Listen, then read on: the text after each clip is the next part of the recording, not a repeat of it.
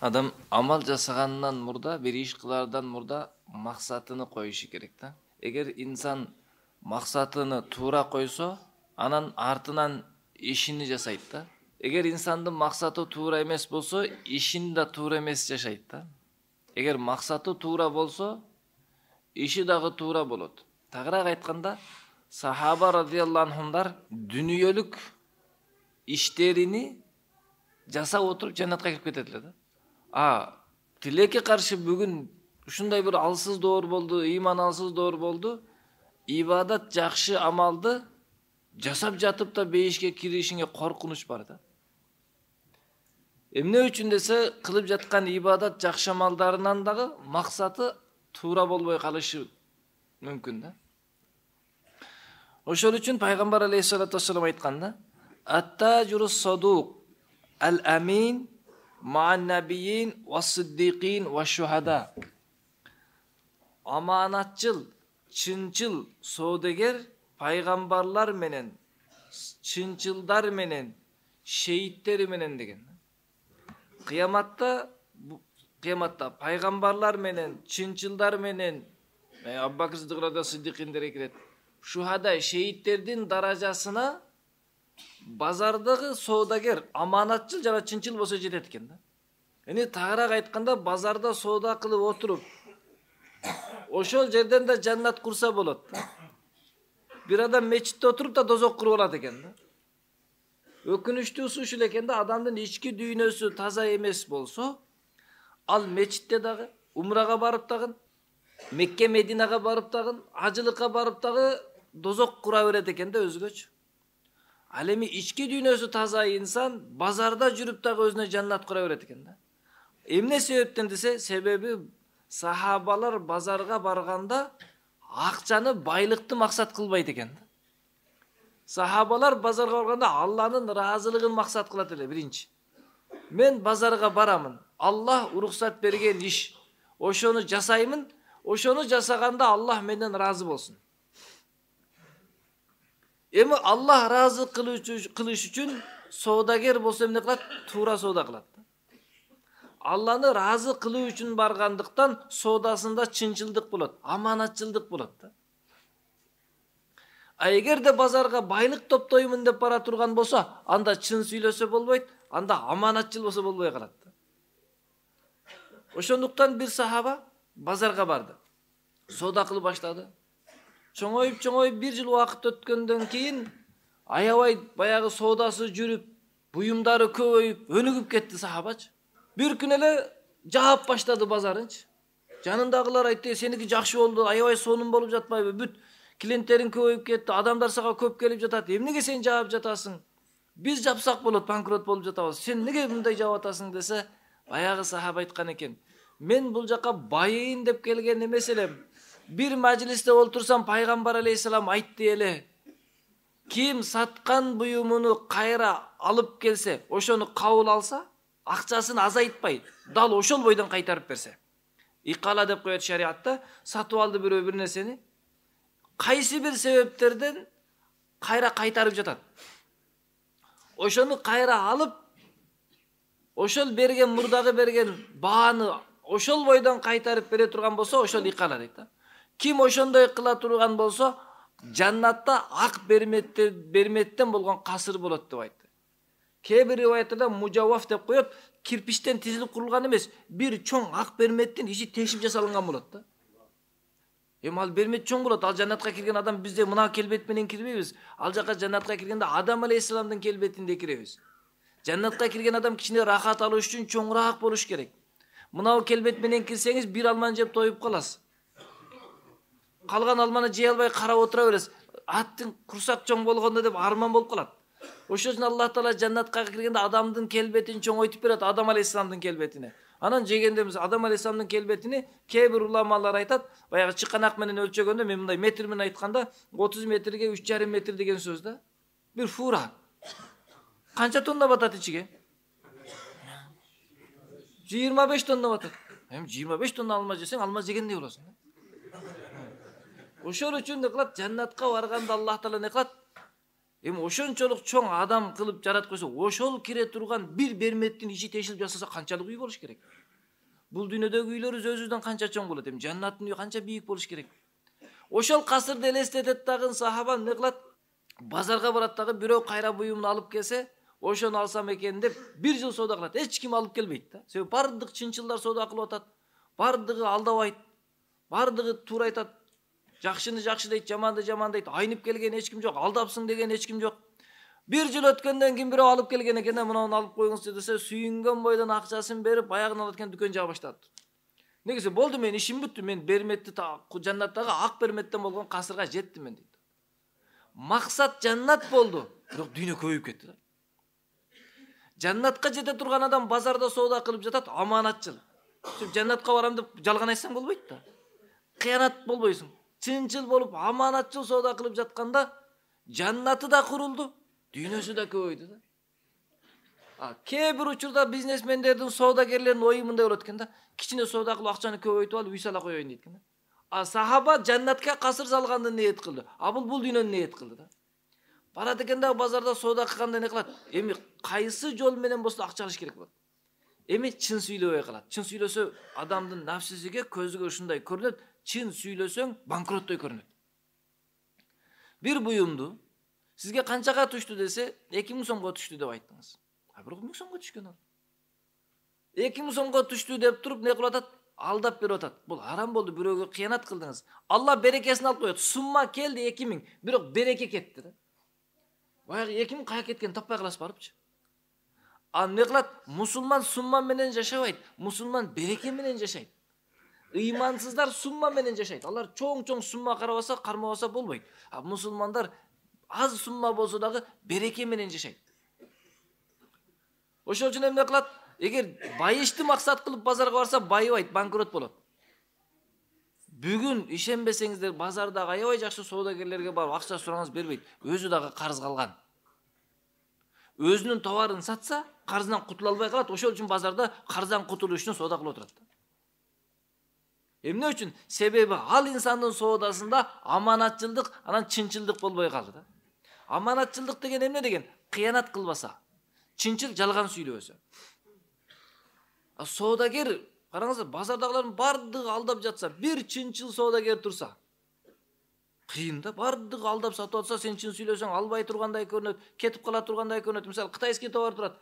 Каякта десе, кандай товар бул десе, кытайский десең албайт да. Шайтан айтып атат да. Под оригинал десеңиз алат. Оригинал деген сөздү кошуп коюш керек. Анан не кылат? Адамдар баягы алданып алат. Бул Кытайдын эң жакшысы депчи. Болгонун болгондой айтсаңыз, сизге келе турган акча сумма келет, бирок жаннатта кошо курулат эле да. Ошол үчүн ишенбесеңиз, бир соодагер базарга барып жазып койсун. Сатылган буюм кайра алынат. Акчасы толук кайтарылат деп жазып койсун. Бардык алуучулар сизге келет. Неге десе, ал мынтип окуйт дагы адамдын ою мындай кетет. Сатылган буюм кайра алынат экен. Акчасы толук кайтарылат экен. Мен ушундан алайын, жакпай кайса алып келип берем дейт. Сиз сатып атканда чын айтасыз. Мына Кытайдыкы, бул мындай, бул жакшы, бул мындай. Каалаганыңды ал. Алып кетет. Жакпай калса ал жакпай калбайт. Себеби өзү разы болуп алып кетти да. Жакпай калса кесе алып коюңуз, ак берметтен касыр болот. Биздикилер жазып койгондо мынтипчи, сатылган буюм кайра алынбайт дегенде оюңа мындай келет. Эптеп сатат экен да алдайт экен. Болбойт, албайм дейт. Мисалы, мен кээде базарга барып калсам, ушул жазууда окусам кирбейм. Не үчүн? Бул алдап колуңа берип акчаны алган экен, кайта албайт. Ошол үчүн пайгамбар алейхиссалату вассалам айтты да, чынчыл, аманатчыл соодагер, пайгамбарлар менен, сиддикиндер менен, шухадалар менен болот. Себеби ал жакта көп адамдар жалган сүйлөп аткан болот. Себеби пайгамбар салам дагы бир хадисинде айтканда, ат-туджар юхшаруна яумал кыямати фуджара. Соодагерлер кыямат күнү күнөөкөр, бузук адамдар болуп тирилет дейт. Неге десе, ал чөйрө ошондой экен да. Ошол үчүн не кылат? Ошол чөйрөгө барганда биринчи чын сүйлөш керек экен. Эч качан жалган сүйлөбөш керек. Мен байымынбы, байыбаймынбы? Экинчи нерсе, мен жаннатты курам деген ниетте баш керек. Болбосо эми ушул жерден барып кичине бир нерселерди сатып алды кылайын, Аллах мага үй бүлөмө рызкы берсин, болду. Байышты ниет кылбаңыз. Эгер Аллах Таала сизге рызкы берип койсо, соодаңыз чоңоюп, өзүңүз байкабаган сүрөттө байып кетесиз. А байыймын деген сүрөттө барып алсаңыз, Аллах сизге бербесе, тагдырыңызда жок болсо кыйнала бересиз да. Bir adam kelip ушундай бир нерселерди алып сатат. Hiç байыбайт да. 3 жыл ушинтип аракет кылгандан кийин келип сурап атат бир дамладан, дамла дейт. Дүйнө Аллахтын алдында чымындын канатына тең келбейт дейт. Ооба, тең келбейт. Дүйнөнүн кадыры жок. Аллах Таала рахмат назар менен дүйнөнү караган эмес, ооба. Анан неге мага бербейт? Мага пендем деп берип койсо болбойбу? Ушунча жылдан бери кыйналып жүрөм дейт. А сага берип койсо зыян да. Эч кимди карабай коесуң. Ошол үчүн урматтуу бир туугандар, байыш үчүн иш кылбаш керек. Себеп байы тагдырыңда болбосо, байый албайсың да. А кыйнала бересиң, качан мен элге окшоп мындай кылам, элге окшоп мындай кылам депчи. Алланын өкүмүн тирилтем, үй бүлөмө тамак аш алып келем, тамак ашка жетет, үй бүлөңгө жетет. Алланын өкүмүн тирилтип атасыз. Натыйжада эмне болот? Аллах тагдырыңызга жазып койсо байып кетесиз. Ошол үчүн мен эртең мындай жашасам деп кыял койбосоң, эмне болот? Тагдырыңдагы жакшылыктарга ыраазы болот экенсиң. Кыял коюп алсаң, бир байдын жанында отуруп, биз бизнесмен менен сүйлөшүп, ага окшоймун деп алсаң, сенин тагдырыңда болбосо кыйналып жүрө берет экенсиң. Ошол үчүн Суфиян Саури айткан экен, өмүрүмдүн жарымы кыйналып кыжалат болуп өттүм дейт. Неге десе, себеби байлар менен отуруп, аларга жетпей кыйналдым дейт. Өмүрүмдүн жарымы аябай жыргап өттүм дейт. Себеби андан кийин чөйрөмдүн бардыгын кедейлер кылдым деп карасам, эң бай мен экенмин. Ошол үчүн эмне кылыш керек? Байышты максат кылбаш керек да. Кылсаң кыйналасың да. Ошол үчүн сахабалар соода кылат эле, байып кетет эле, байлыгы да көбөйөт эле, жаннатта курулат эле. А биздин доордо тескерисинче, банкротта болуп атасың, карызда болуп атасың, жаннатта кетип калган да, жалган айтып толтуруп салгансың да. Эмне үчүн соода базарда чын сүйлөгөн адамга ушунча көп даража берилет? Пайгамбарлар менен бирге тирилишет. Себеп базарда чын сүйлөө аябай кыйын экен. Напсы турат, жаныңдагылар турат, шайтан алдап атат. Оригинал десең өткөнү турат азырчы. Кыянат кылсаң болгону турат. Бирок ошол жерде дагы жок деш өтө кыйын экен. Экинчиси, кыянат дегенге кире турган дагы бир нерсе бүгүнкү күнү өтө көп болуп кетти. Сатып алуучу бир адамды жөнөтөт. Бир адам уста койгон үйүнө, барып буюмдарды өзүң алып келип жасай бер деп коет. Уста барат да айтат, мына 1000 сомдук сен 1,5 сом деп айттың дейт. 250 сомдон бөлүп алабыз. Тиги кишиге барат да 1,5 деп айтат да. Жасалма түрдө бааны көтөрүп атат. Ушул кыянат болот да. Кимге? Үйдүн ээсине кыянат болду. Ортодогу адам кыянат кылганга аракет кылды, сиз жардам бердиңиз. Кишини кымбаттаталы деп жасалма кымбаттатат дагы, байып кете тургандай көрүнөт, бир караса экөө тең түрмөгө түшүп калат. Бул жаннатка эмес, түрмөгө түшүп калдың бул дүйнөдө эле. Ал акыретте кандай болот? Эгер мамлекеттен бир тыйынды жеген болсоңуз, анда канча миллиондогон адамдарга жооп бериш керек болот кыяматта. Ар биринин акысы бар да ошол акчада. Bir жерге жол салына турган акча болсо, же бир жерге турба салына турган акча болсо, канчабыз жооп беребиз? Эгер ошого жардам берип калса, бул да кыянат болот экен да. Кыяматта ошол кыянаттуулар менен чогуу тирилиш керек болот экен да. Ошол үчүн урматтуу бир туугандар, эгерде базардагылар чынчыл болуп, жанагынын кыянатыга ынабай туруп алганыбызда, бааны жасалма кымбаттатпай, жок, бунун баасы ушундай, 1,5 сом жок, мен мусун 1000 сомго эле сатам деп. Туруп алсак эмне болот эле?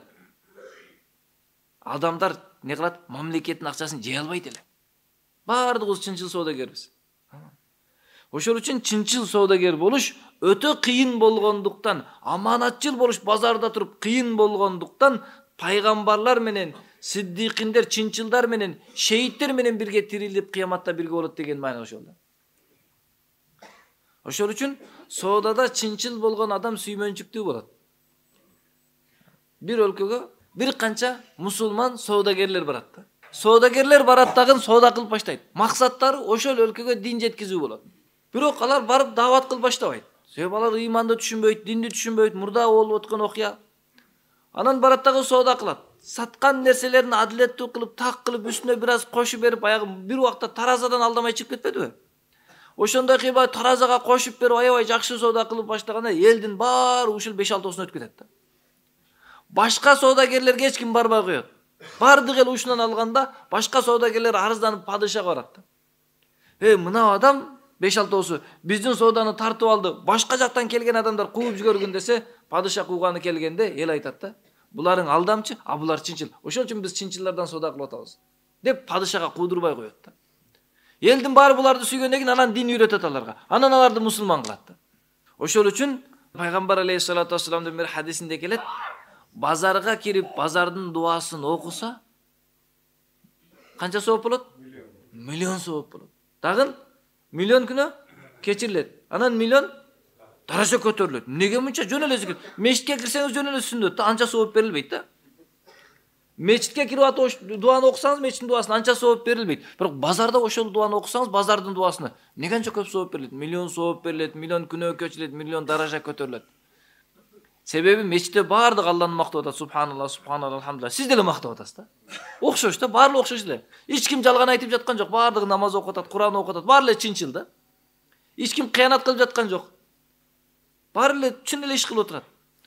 Базарга барса баардыгы туура эмес кылып атышы мүмкүн. Же болсо баардыгы не кылат? Дүйнөнү мактап атат. Мынау жакшы, мынау сонун, бул жаңы чыккан товар, мынау элгеркиден баягы эски товарларга барсаң, бул союздук деп мактайт, СССРдики деп мактайт. Жаңыларга барсаң, бул азыр жаңы чыккан мода болуп атат деп мактайт да. Билбейсиң кимисин алышын. Эскисин алайын десең, булар мактап атат, жаңысын алайын десең, булар мактап атат. Эми эски бар, эскиде, жаңы бар, жаңыда. Гарантия бар да жаңыга дейт. Эски гарантия жок дейт да. Бардыгы дүйнөнү мактап жаса, жалгыз сиз мактап атасыз Алланы. Ошол үчүн ошондой экен. Базарда Алланы эстеш кыйын экен. Алланы мактоо кыйын экен. Ошон үчүн бардыгы буюмдарын мактап, адамдарга буюмдарын сунуштап атса, сиз базарда Алланы сунуштап, Алланы мактап атасыз да. Динди сунуштап, Алланы мактап атасыз да. Ошол үчүн не кылды? Чынчыл болуш базарда бул пайгамбарлар менен бирге кылат экен да кыяматтачы. Не кылабыз иншалла? Базарга анан баардыгы соодагер болуп кетпейли, кой. Баары ак берметти үй кылалы деп баарыбыз базарга кетип калбайбы? Маселе базарга барып калсаңыз, дуасын окуңуз, бир нерсе сатсаңыз, же бир нерсе сатып алсаңыз, ошол нерсени чынчылдык менен, аманатчылдык менен кылалы да. Ошондо эмне болот? Биздин жашообузга Аллах береке берет. Байлык берет Аллах Таала. А эгерде башка нетте болсо болбойт да. Мисалы бир хадисте келет да, кайсы бир адам башчы болоюн деп аракет кылса, Аллах Таала ошол башчылыкка тапшырып коет, ошол жерде кор болот, кыйналат. Bir adam bolboymун деп качса, кокустан дайындалып калса, Аллах Таала ага жардам берет дейт да. Ошол үчүн байлыкты өзүм жетейин деп аракет кылсаң, кыйналып каласың. Кокустан Аллах берип калса, зыян болбойт экен. Жана ошондой эле жана хадистин уландысында пайгамбар салам айтат: "Ат-туджар юхшаруна яумал кыямати фуджара." Соодагерлер кыяматта күнөөкөр болуп тирилет.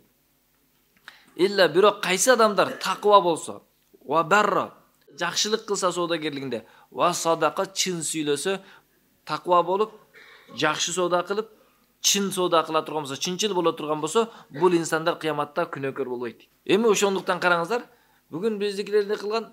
Базарга барарда эртерээк барайын, эртерээк ачайын, көбүрөөк турайын, намазга да барбастан не кылат? Клиент келип калса сатып калайын деп Алланын өкүмдөрүн таштаган себептен Алла жашоосунан берекени алып коюп атат. Ошого биз ниет кылабыз, Алланын өкүмдөрүн алдыга биринчи коебуз. Алланын өкүмдөрүн биринчи койгонубузда эмне болот? Аллах биздин жашообузга береке берет. Ошол үчүн сахаба радиаллаху анхар ар бир иште Алланы ниет кылат эле да. Базарда жүрөт, Алланы ыраазы кылып жаннат куруп атат да. Бүгүн биздин доорубузда урматтуу бир туугандар не кылат? Алла жолуга чыгат, абатка чыгат, мешитке келет, же медресеге барып окуйт, же болбосо умра ажылыкка барат.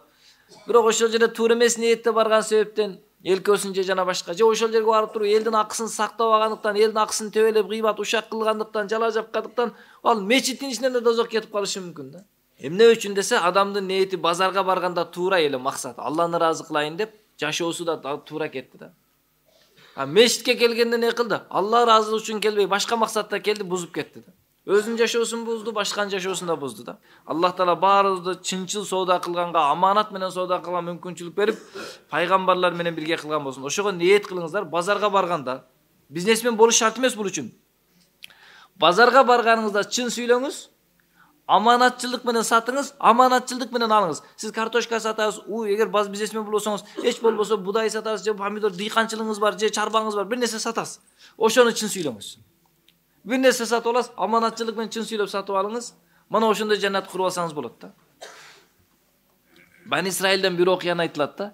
Бир адам чоң бизнесмен экен, адамдарга соода кылган убакытта эметет экен. баягы кызматчыларга айтат экен да. Ким акчасын бере албай калса карап көргүлө, бай адам болсо бир аз убакыт бергиле. Жеңилдик болсун. Кедейлер болсо кечирип койгула дейт. Неге сиз андай кыласыз? Канчалаган кедейлерди акчаңыз калып кетти. Мына адам бай болсо да кичине кечиктирип туруп бизге убакыт берип атасыз. Сиз өзү байыштык каалайсызбы? Жок дейт.